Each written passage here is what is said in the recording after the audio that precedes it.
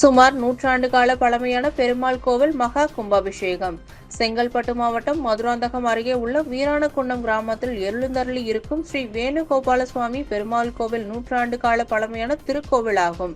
இந்த கோவில் 40 ஆண்டுகளுக்கு பிறகு சுமார் 20 லட்சம் ரூபாய் செலவில் புனரமைப்பு செய்யப்பட்டு இன்று மகா அஷ்டபந்தன மகா கும்பாபிஷேகம் நடத்தப்பட்டது.